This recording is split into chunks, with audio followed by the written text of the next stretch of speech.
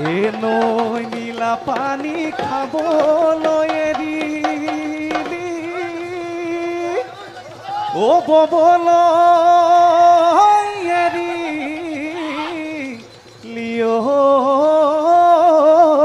তাত ও হায়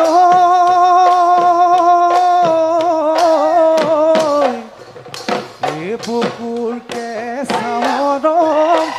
এলাগি কৰিলি ঐ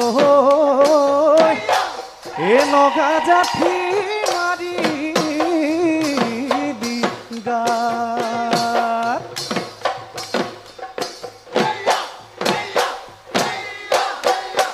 ঐ ফুলাম কৈ বিহুৱান আনিবি বহনা ঐ আগলি বাহৰে লাহৰি গগনা ঐ উশাহৰে টিপতে এ আঙলি ঐ বুলেৰে বজোৱাচোন বহনা শুনতে ঐ সুৱগা তুমি হেৰা বহনা শুনতে ঐ সুৱগা চৰা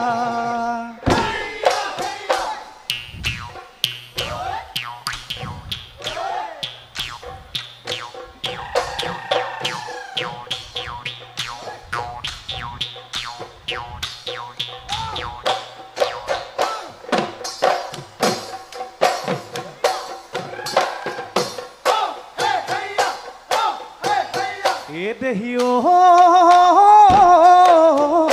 শাওনৰ ভৰদুপৰত ও দেহা ঐ আছিলি তই পথাৰত এ ঘামিছিলি গৰমত দুহাতেৰে মচিলি ঘাম তোৰেনো ঐ কপালত তেতিয়া মই লহিতি আছিলো তোক দেখি মন সাগৰৰ জান লহিতি আহিছিলে চুনামি জান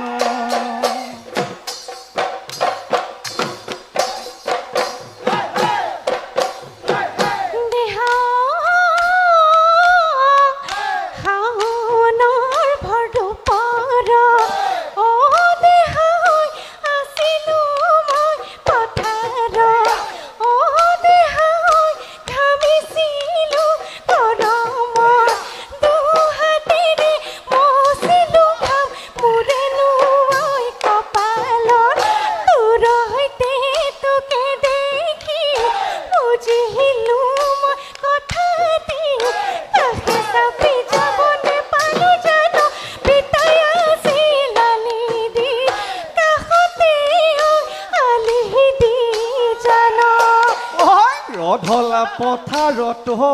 ৰুন্তিকে কুৰা ভূঞে ৰুই থাকোঁতে ৰুন্তিকে কুৰা তোমাকে জোকাওঁতে ৰুন্তিকে কুৰা তুমি দিয়া চেপা চালু কৰি যোৱা হেতা ভাবিলৈ ভাৱনা ৰুন্তিকে কুৰা দেখানে সপোনত ৰুন্তিকে কুৰা মৰমবোৰ হাচানে ৰুন্তিকে কুৰা হিয়াৰে ঐ কোনত চেনেহৰে দলিচা পাৰি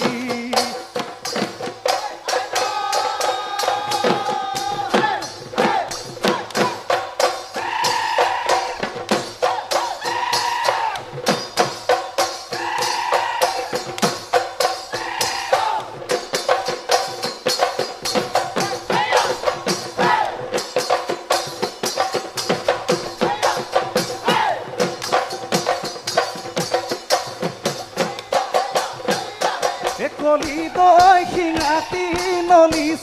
চুপহি চাচি লৈ মুখনি সাজিলি পেপাতি পেপাৰে হৈ শুৱলা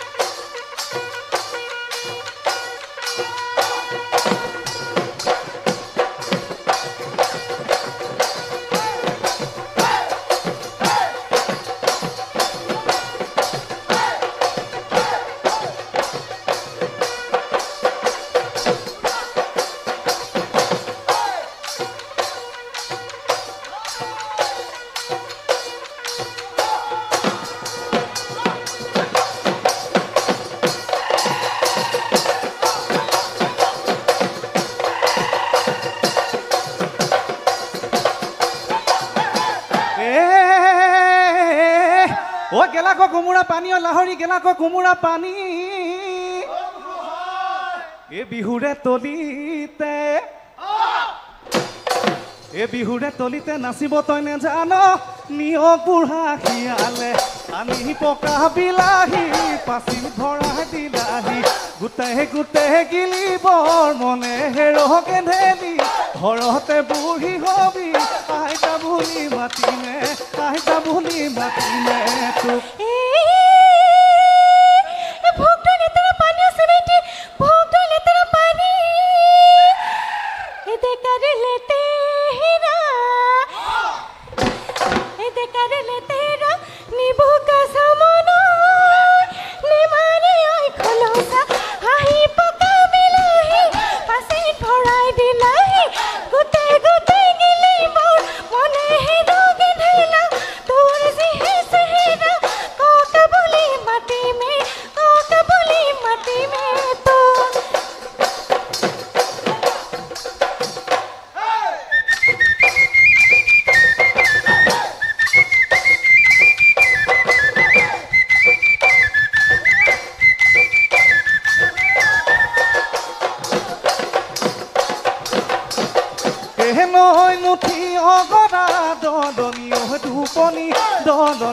দুপনি সদিনাই চিঞৰে বনত তোৰেনো ঐ সন্তাপত ঘৰ বাৰী মই এৰিলো থাকিব যেনো আৰু মৰিমনো গৈ সদিয়া বনত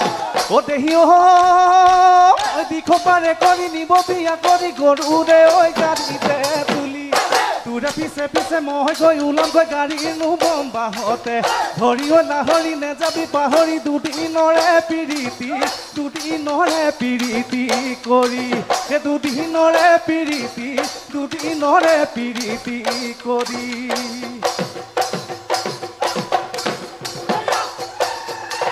আমাৰে নাচনি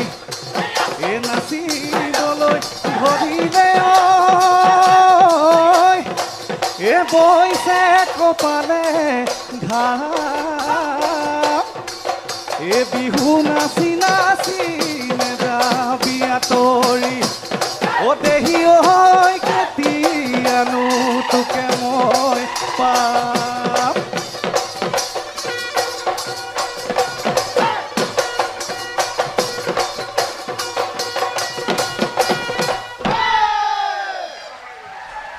এই আছিল নগাঁও ফুলগুৰিৰ জীয়ৰী নিজুমা কাকতি। নমস্কাৰ। ভাগৰ লাগিছেনে বাৰু? অলপ লাগিছেনে ভালকে লাগিছে? লাগিছে ন? হয়। ঠিক আছে, আপুনিতো জানে ইয়াৰ পিছৰ পৰ্যায়ত আপুনি দুটা প্ৰশ্নৰ সন্মুখীন হ'ব লাগিব, গতিকে সফুৰাত আপোনাৰ বাবে প্ৰশ্ন আছে, আপোনাক প্ৰশ্ন এটি তাৰ পৰা গ্ৰহণ কৰিবলৈ অনুৰোধ জনাইছে। নিশ্চয়।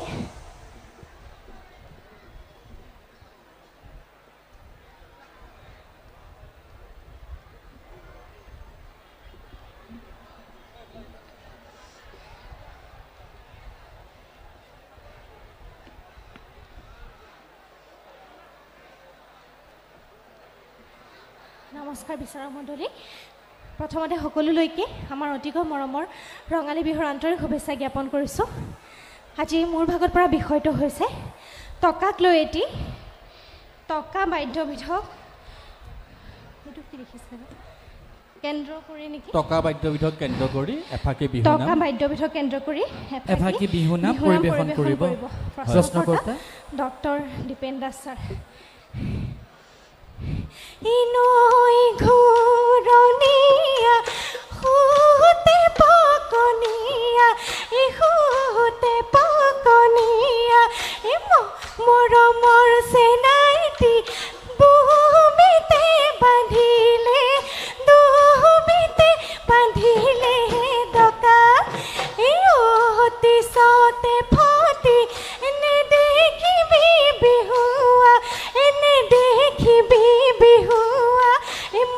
মৰমৰ বিহুৱা হাততে নানিলো টকা। এফাকি বিহু নাম আচলতে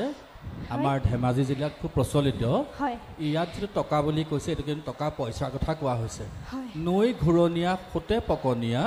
দুবিতে বান্ধিলে ডকা হয় অতি চতেবতী নহবি লাহৰি হাতত নাইকিয়া টকা ডেকাই গায় বুজি হয়, পাইছে ছাৰ। গাভৰুৱে গায় মুগাৰে মেখেলাই কঁকালটি কাটিলে ৰেচমে কাটিলে ভৰি হয় অতি চতেবতী নেদেখিবি চেনাইটি নেযাওঁ তলে পোনত ধৰি হয় এই টকাটো কিন্তু বিহু বাদ্যবিধ কোৱা নাই টকা মানে পইচাৰ কথা কৈছে ঠিক বুজি আছে পাইছে ছাৰ তেনেহ'লে মই টকাক লৈ পেলাই এটি গাওঁ নেকি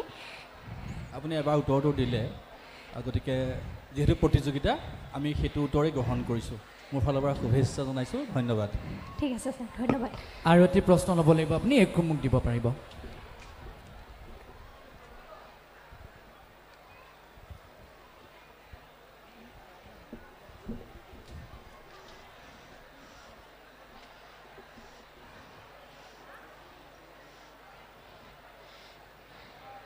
বনবেণু বহাগী বিহুগীত আৰু বনঘোষা এই তিনিটা নামৰ বিশেষত্ব কি প্ৰশ্নদাতা doctor Dipen Das sir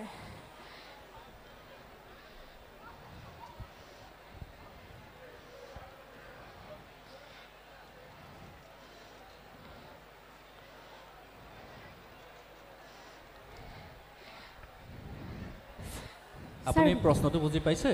sir আচলতে বুজি পাবলৈ অকণমান অসুবিধা হয় হৈছে হয় তিনিটা নাম আছে হয় বনবেণু বহাগী বহাগী আৰু বনঘোষা বিহুগীত আৰু বনঘোষা বনঘোষা, এই হয়। তিনিটা নামৰ আমি বিশেষত্বটো সুধিছোঁ হয় হয়